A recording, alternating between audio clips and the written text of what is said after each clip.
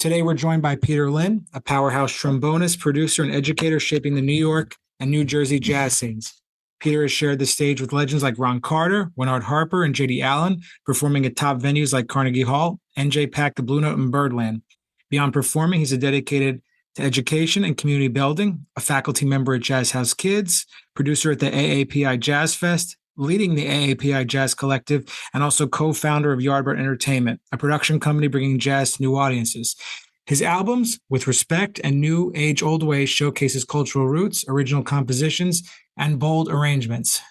So we are live with Peter. Thank you. Yeah, great to be here, Abe.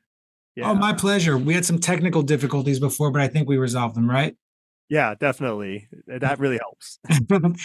So I know I've definitely been hearing about Yardbird Entertainment for quite some time. So I feel like with the entertainment company, are you doing pretty much all of those gigs? Or what do you call contracting them up, or do you get to do a lot of them?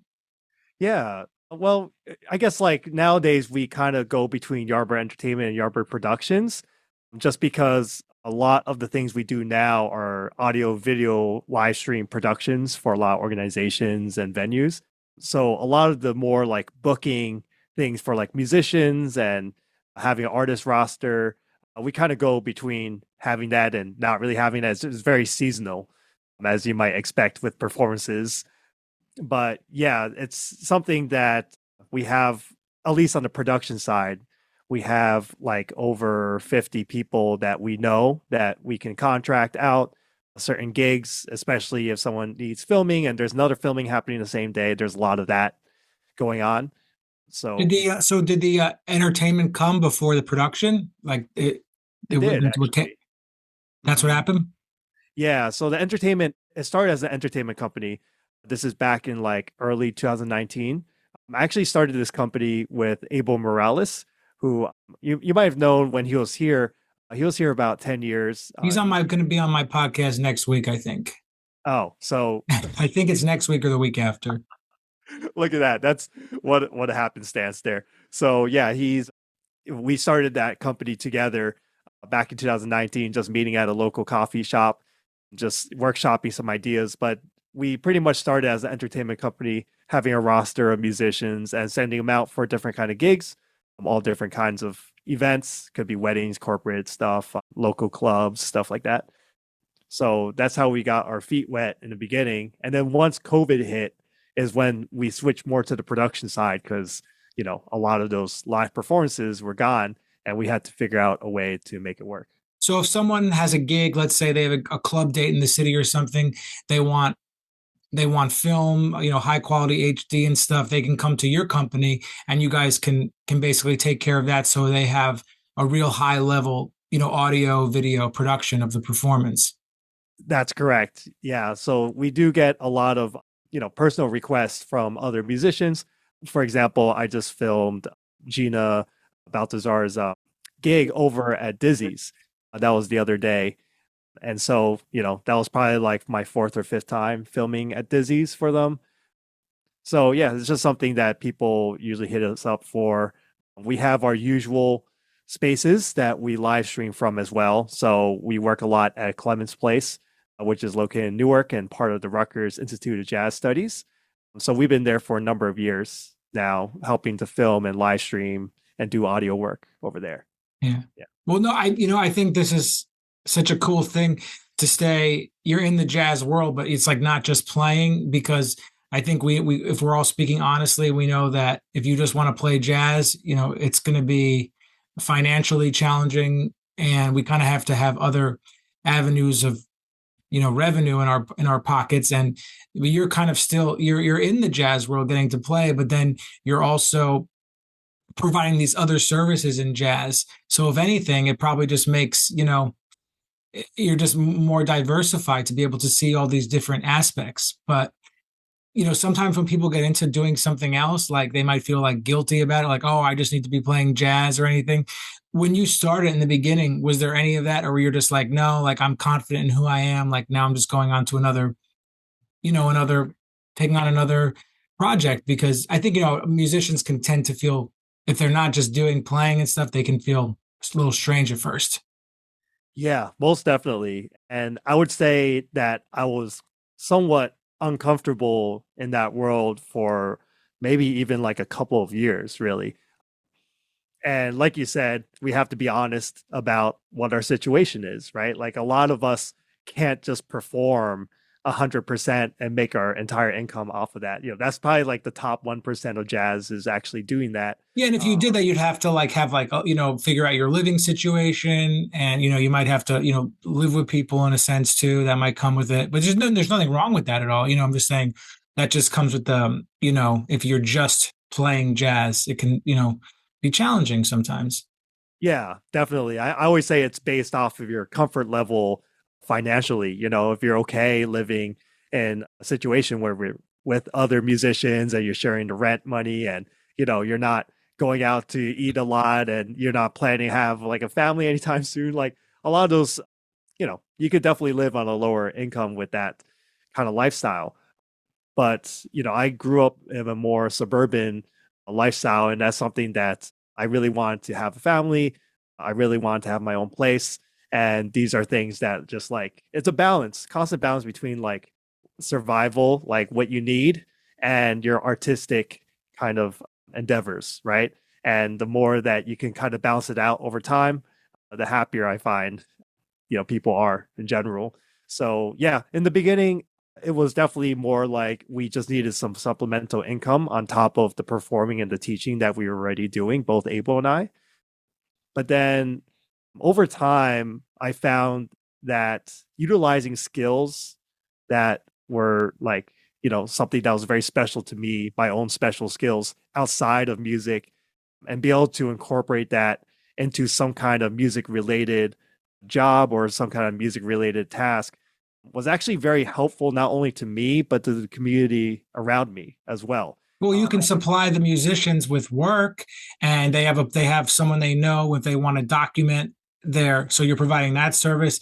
It really just seems like all positive things come from it. But I think how some musicians can be, oh, he's doing that. You know what I mean? Like they might look at it with sort of contempt because maybe of their own issues. But I think it's great. I love hearing about this stuff. I think it's fantastic.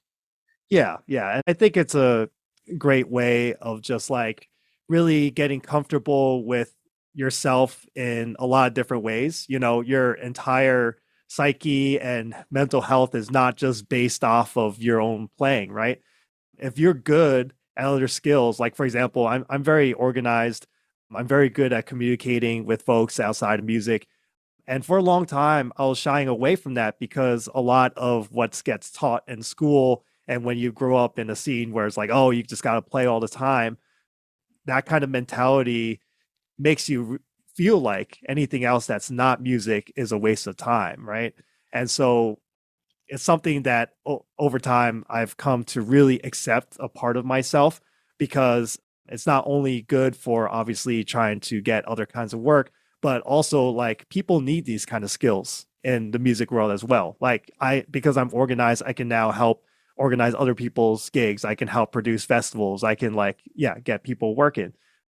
So for me, I'm really looking at it like, wow, this is something. I'm really glad that I took that step in that direction versus just like, okay, I just want to go and play all the time. And it's sometimes it feels a little self-serving, not that it is, but for me, I was like, I have these other skills. I would love to use them, Yeah, and there's nothing wrong with that, but we're brainwashed Yeah. at Yeah. the universities. I mean, I remember being in a class with a certain educator. I'm not going to mention his name, but he was basically saying, don't do anything else. Like you have to be doing, X, Y, and Z. Like otherwise, like you're not an artist along something along those lines, which I think is just really wrong to say, especially there's more and more musicians out there and the opportunities are less and less.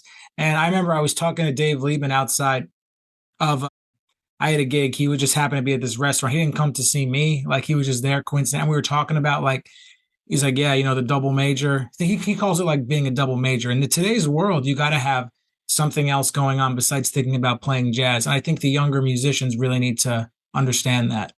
Yeah, and Harold Mayburn would always talk about like, oh, McCoy Tyner was a taxi cab driver, Bob Crenshaw was a garbage man. Like, I have no way of validating this, but this is why I've heard from numerous sources, right? I think it's very naive to think that just playing music is going to take care of everything in your life. But again, props to the people that actually are able to accomplish it and achieve that kind of Yeah, dream. definitely. But I would say a majority of people aren't in that world and are not able to function at that level all the time. Have you seen Hired Gun before? It's a documentary about sidemen, in the music Oh, world, pop world, rock world. oh, cool, cool. Have you I seen it? didn't You know. haven't seen it. No, I've seen it. You No, ought to watch it. It's great. on Netflix. It's not on Netflix, but you can probably get it on YouTube because you have these artists who tour with like major bands, and then they're touring with like major acts, but then they come home and then they have to paint houses and stuff. And we're talking about they play like big, big, big, big, like almost like stadium type concerts. Yeah, yeah, definitely. And there's again, it's no shame in that, especially in today's economy. I think we just have to be very hyper aware about the pressures that we put onto ourselves and how that affects our mental health, especially. I think nowadays it's just so much harder to navigate this world where you have a lot of the kind of old mentality of how music used to work and the new mentality of like, whoa, everything's on social media. So I think just trying to navigate that space is very important to try to be realistic as much as possible Yeah. to deal with that. Well, but unfortunately, they're not teaching any of these entrepreneurial skills in college. And the other thing too is like I've been talking about this with other people. Like you go to college and you want to study jazz performance or whatnot, yet you play like for the audience, like at your junior recital, your senior recital, maybe a couple of other things, not very much. So your Yeah. whole mindset when it comes to playing is not ready when you would leave school because you just didn't have that experience, which is I think is another problem as well. Yeah. Yeah. Both Charlie Sigler and I, another great guitarist, we Yeah, were, I know, Charlie. yeah, we were like roommates for the entire time that we were in college at William Patterson. And he would encourage everyone. He's not even from around here, but he was the one to encourage everyone around us. Be like, you guys got to go out and go to these jam sessions. They've been around. Like some of them been around for like, decades. You know what I mean? He's like, why didn't you guys go out? Like it's right there. And this is the way that you get the experience of being able to go out and play with people and be able to meet other musicians that are trying to do the thing that you're doing, right? So he was very much a proponent of like going out and making sure that you were getting yourself out there outside of school. And I like Charlie. It doesn't surprise me that he was that way in college at all because that's very realistic. so it pushed a lot of us, honestly, to go out and do that. But the ones that didn't do that, I find they're not really playing nowadays because they didn't set themselves up to be able to do that. And maybe they just didn't want to. There's a lot of there's a lot of that too, right? A lot of music majors, they go through the whole thing and then they go like into coding right afterwards because it makes the money and that's it. But it's all again, it's all about like your comfort level in terms of your lifestyle. What do you actually want in your life? Do you want to be able to be playing, but you also have to know you have to make some sacrifices if you're going to be doing that. Yeah. Yeah, I mean, I think you're totally right, and I think it's so awesome that you're doing these two other things. But I know you're playing. You're still, as excited about playing the trombone as ever. Most definitely. If anything, it's probably more of a balance issue nowadays than it was before. I feel like the opportunities that come in now for me performing wise are much more in the vein of what I wanted to do back when I was in my 20s. But then trying to balance that with like a growing production company where people are constantly asking for different kinds of filmings and audio work and stuff like that. But I find that it's very exciting lifestyle.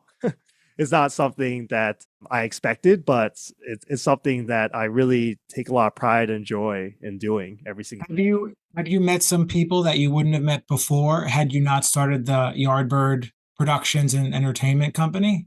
Oh, most definitely. There's there's definitely many times where just talking to like a sound person at a venue ends up being like, oh, the sound person talks to the owner that we were very easy, he met me at this thing and he also plays music and they're like, oh, we would love to have something like that here. there's a lot of that that's happened because of production work. So those kind of connections exist. But on top of that, it allowed me to also look at the production side of things at every single level.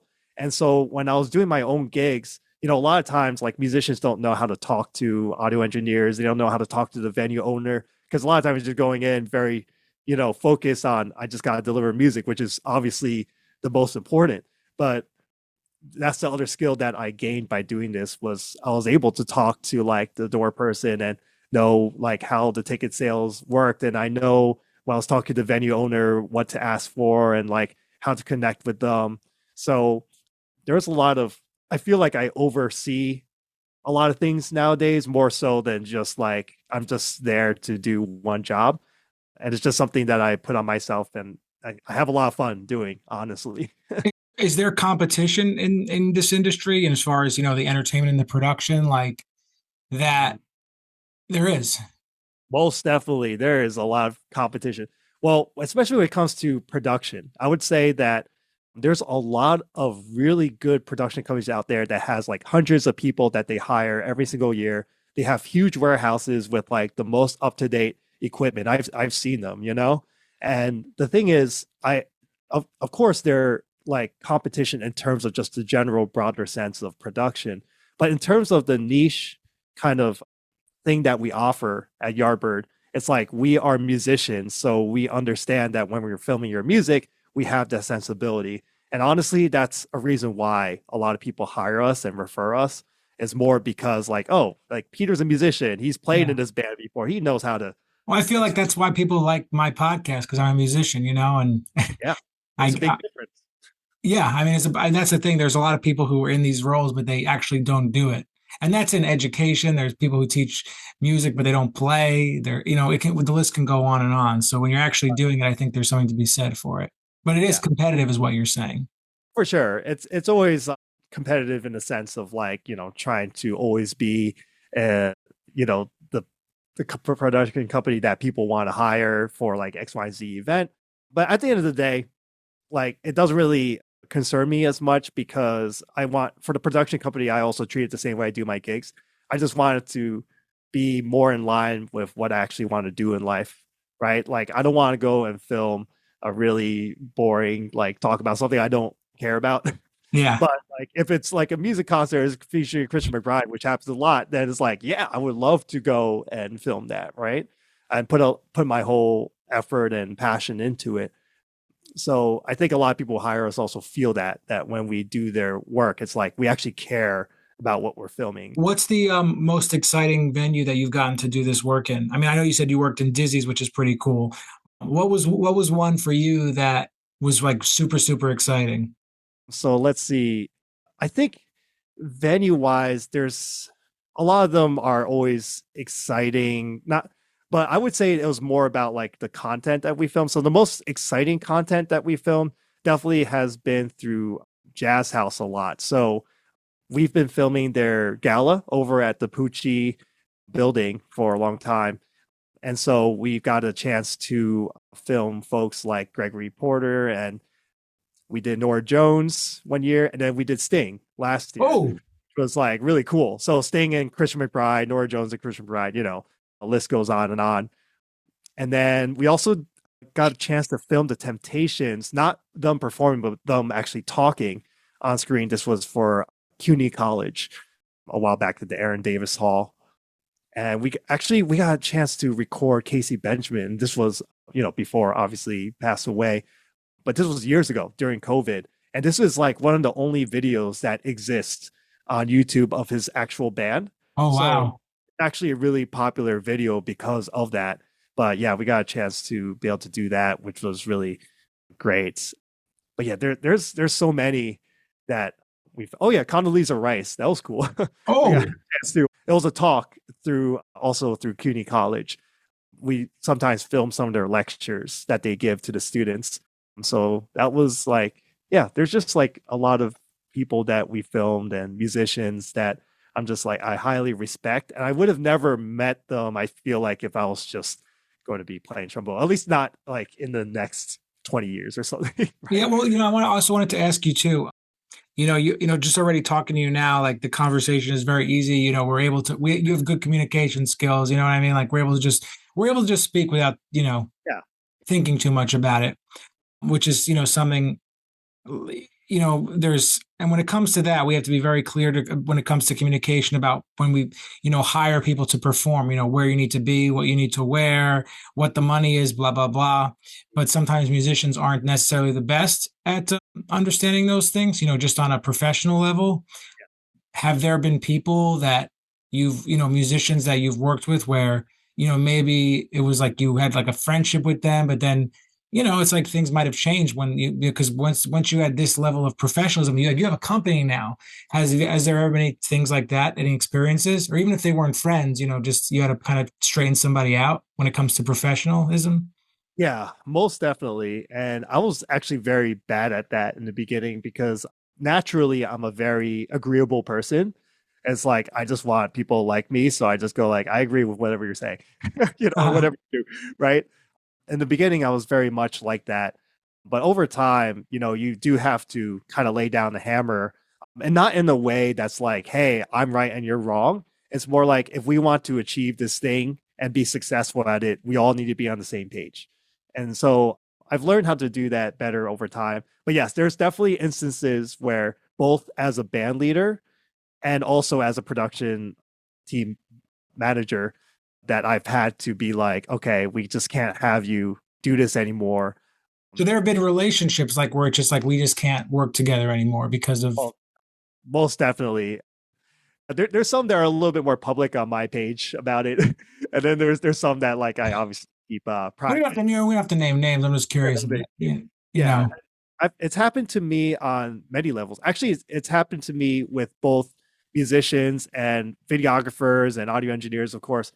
But it also happened to me with a venue quite recently, and that's public on my page with the Red Pavilion, and people can go read about that. What happened?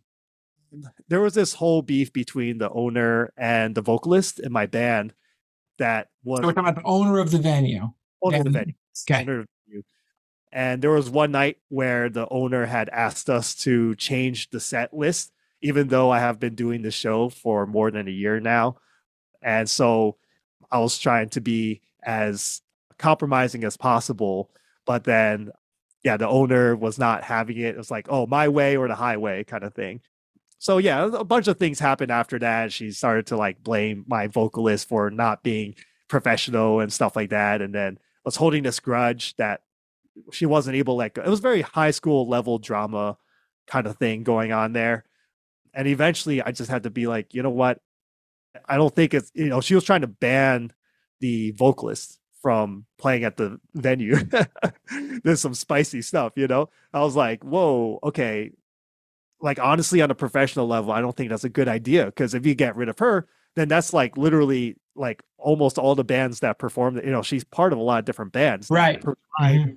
entertainment at your venue. That is the reason why it's successful. So what was the problem exactly? Like she didn't want to change the set list or something, or he wanted her to change the set Yeah. list last Yeah. minute? Yeah. Last minute. And then we were like, well, we had planned this out a long time ago, and we would like, if we can just change it the next time we do the show, that's totally Sure. understandable. But she wanted us to play, well, honestly, she wanted us to play more Asian songs because, her themes are very kind of Asian themed.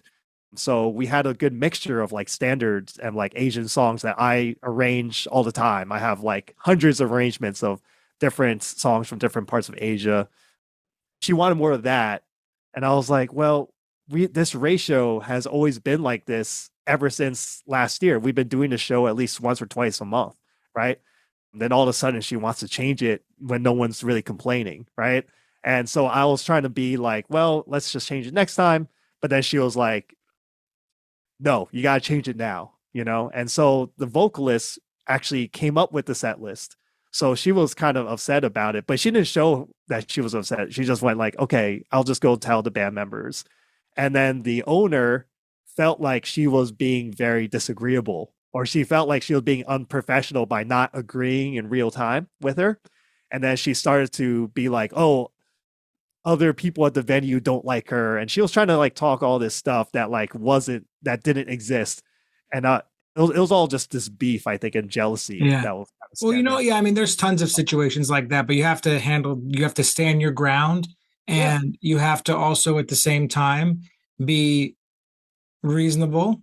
Like last week, and I'll tell you, like to me, like I was doing a duo gig and something got lost in the mix. There was never a contract, it was just via email. Something got lost in the mix, but they wanted me to play with a piano player and said I brought an upright bassist. And when we arrived to the venue, which we took like 6 hours to get there, the person who was there like was just giving me such an attitude, I'm like to the point where like I just said, I'm like, do you want us to leave?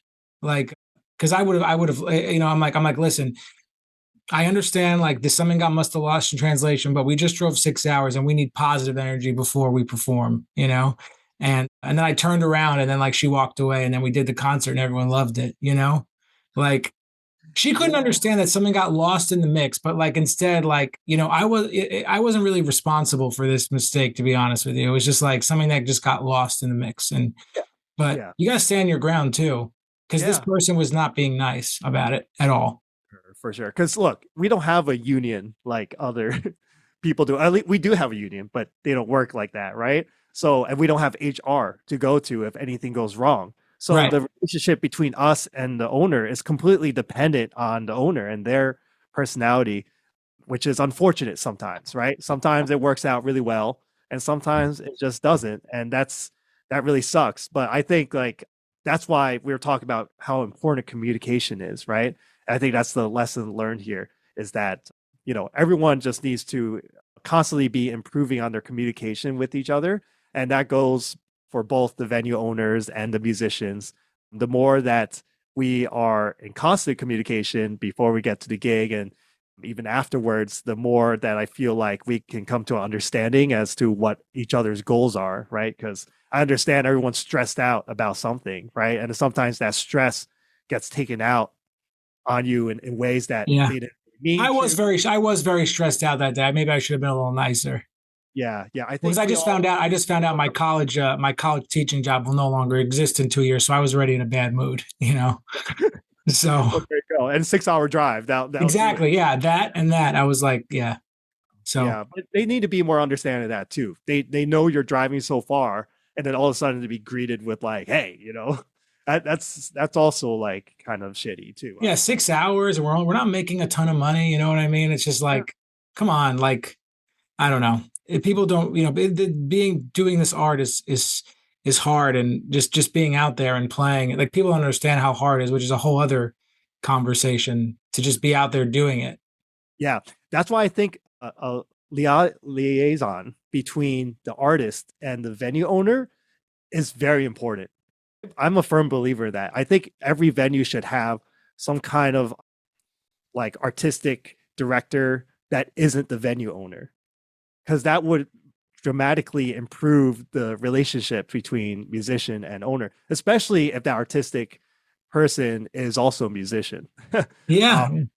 Yeah, it makes a big difference. It actually, I find that most venues that have that have a more positive relationship with their musicians Yeah. in general. We'll talk off camera later about, Yeah, some I know, but I have good experiences with certain people and I'm just kind of curious, we could talk yeah, off camera about sure, that. So let's I want to talk to you a little bit about work with Jazz House Kids.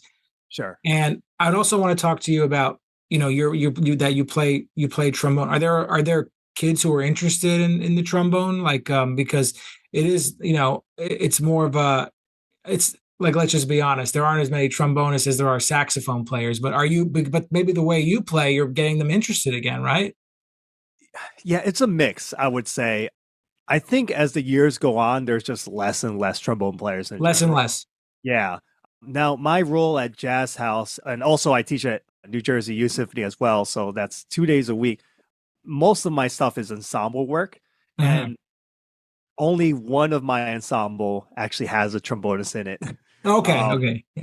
so it's kind of like I think it's really dependent on the kind of information and kind of media that they consume every single day. There's a lot of trombonists, young trombonists I know, they continue the craft because they see like their favorite YouTuber, they see someone on Instagram like they always tell me like, oh, I watched this one person, and I actually know most of those people because Yeah, yeah.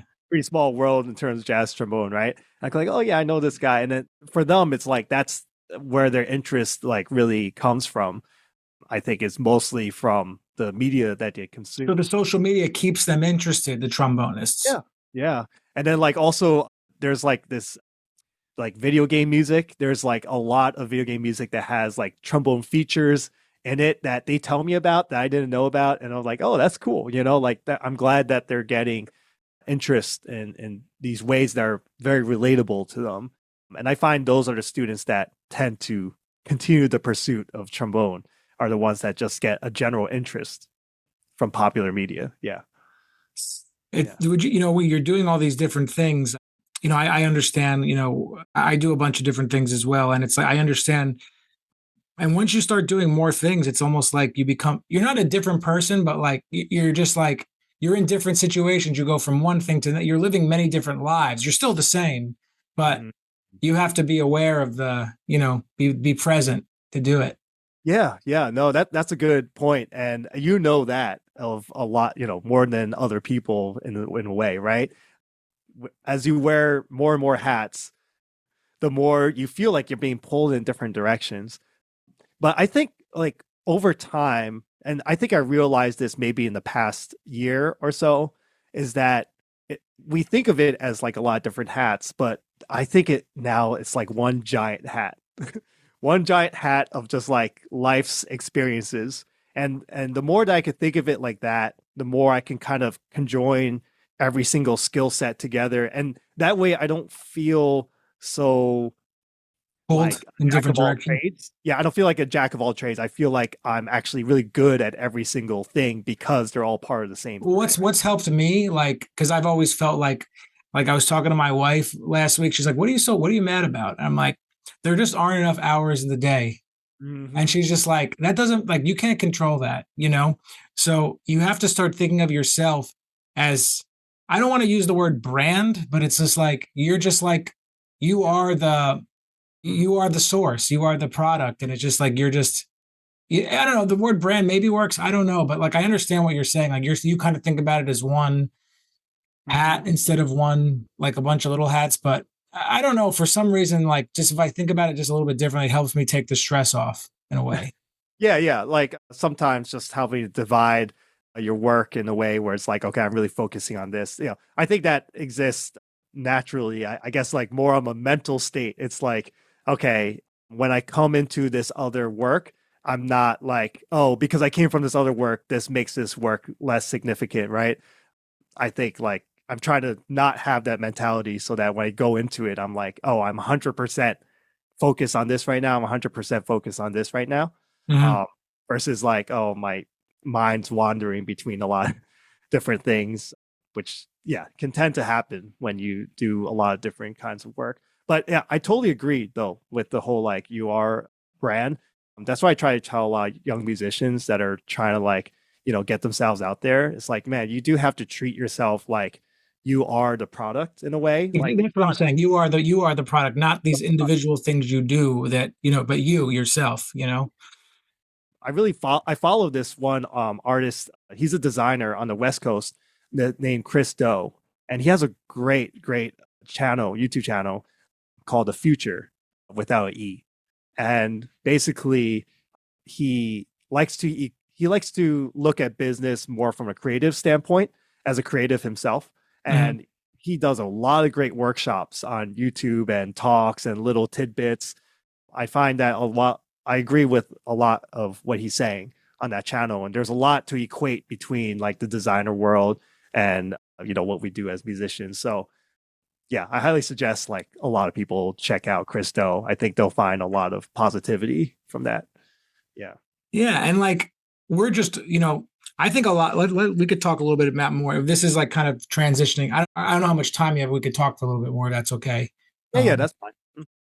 but this is like another thing. Like there's so much in the jazz world that just on a these things that are ingrained and we're almost brainwashed. Like you have to do this. Like it's like we were saying, you're gonna have a hard time. But it's like now it's like in 2025, it's okay to do a bunch of other things. It's okay. Like, and that's what you're supposed to do. You're gonna, otherwise you're gonna have a really hard time. But that whole thing needs to change. Yeah. Like just that mindset. Yeah. I'm always like in between these worlds of like thinking about, okay, they really need to dramatically shift the way that we think about this. But at the same time, I'm also coming from, like Slide Hampton is my mentor, Of right? course. Yeah. I see a lot of these guys, and it's like Harold Mayburn and Moger Miller, for them, music always came first because it took care of them at the end of the day. And that's what they would say. Like, you take care of the music, takes care of you. That's like a very classic saying, right? And I keep a lot of that still, even if the times are changing and we have to shift the way that we do things. So I think it's like as long as we keep the musical integrity throughout the whole thread and not abandon it in the sake of like capitalism, music capitalism, then I think like that's where the good medium point is, right? And right now, that's just not the level right now. It's not balanced, right? It's a lot more like, okay, we're going to train you how to be a really good musician, quote unquote, good musician, whatever, which really just means playing wise, right? And then we're going to show you very little about how to actually get out there and do the thing that you love to do, right?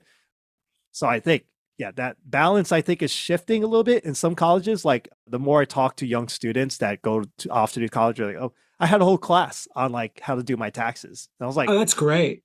I where's love that? that. When I didn't have that, right? Yeah. I had maybe one class. I used William Patterson had like I forget what they called it. It wasn't like a music business class, but it was basically like one of those life skill classes. And every single week they would have a different guest come in and talk about like one talked about contracts and one talked about like recording in the studio, right? So I think the more that colleges can do that and expand the way that they think about it, I think the more they're going to find success in the students actually pursuing music after school. Yeah. Yeah. Yeah. I mean, I couldn't agree more.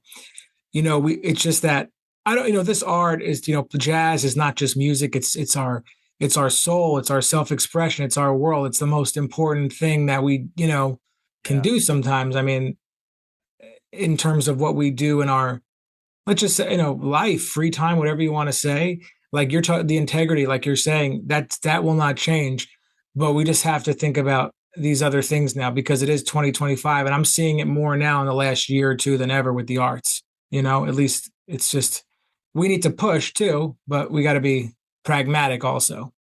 Yeah. Yeah. I think the unfortunately a lot of the capitalism mindset, which is a whole different conversation, but also related, capitalism mindset within jazz is running its course as well.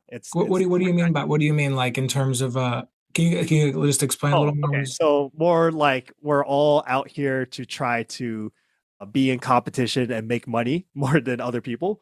Like more that kind of mindset of like, okay, I need to be better at this product or this thing so that way I can, outbeat your sources and like I need to be the most popular on Instagram and there's a lot of like we celebrate what's at the top and then all the stuff underneath is like, oh, you guys are I trying. hate that. I hate that. I'm saying. I So well, that's why I mean that's one of the reasons I started my podcast, and I'm going to do some other things too. Because I mean, like I talk to people who agree with me. Like, yes, like the jazz scene like has this exclusivity to it, but I mhm, think we need to be more inclusive. And then some people say, no, it already is inclusive. What are you talking about? I'm like, I don't see it that way at all. I wish it was more. Let's celebrate each other. Let's celebrate everybody's uniqueness and celebrate that everyone has if you're going to be a jazz musician, every one of you will have a different career path. yes, Nothing will look exactly the same. It doesn't even matter if you're playing the same bands together, you know? right. Everyone is going to, and we have to realize that, which I think what you're talking about is like totally like squashing that idea, like this whole like being the best and like, Yeah, I agree with you. yeah. And I think a lot of students get turned off by that, right? Or they get so depressed by that because they're always looking at like whatever's on Instagram. They're looking at like whatever is the most popular. They're like, why can't I just be like that? And that makes it very hard to have that personal journey, which is so important Yeah. in jazz, right? Like you need to grow into it yourself and find your way. That's the whole point. you Yeah, know? I gave a master class at a college. Like it was the first time, like I was like, and I sat down with all the kids in the music program, and I said, like the first thing I'm going to say is that none of you should be here unless you truly love it that much, you know? Right. Yeah, Because I for doubt your family, like your parents, forced you to go into music, but go into it because you love it that much, and that's it. number Like, one. you know, I was like, but if you're in it for some other reason, like, hits on Instagram and likes and thinking you're going to become viral, get out right now. Yeah. Yeah, yeah, that's right. Yeah, the love always comes first, and that's what's going to get you through a lot of those hardships. It's going to get you through a lot of things, and those victories, those small victories, will be more meaningful over time because you love the music so much and what you're doing. So I totally agree with that. You definitely have to. Yeah, no, Peter, this has been such a great conversation. Thanks so much for taking the time, and we'll have to do it again. Yeah, for sure. I know there's always like a lot to talk about, especially, you know, a, producing a festival and stuff like that. There's a lot of things that I always want to, chat with people about. And We'll do that, and then we'll do that the next time. We'll talk more yeah, about the, yeah, the logistics of putting on a festival. But this is just where the conversation went. We didn't plan it. good. Yep, for sure. I love it. I love it.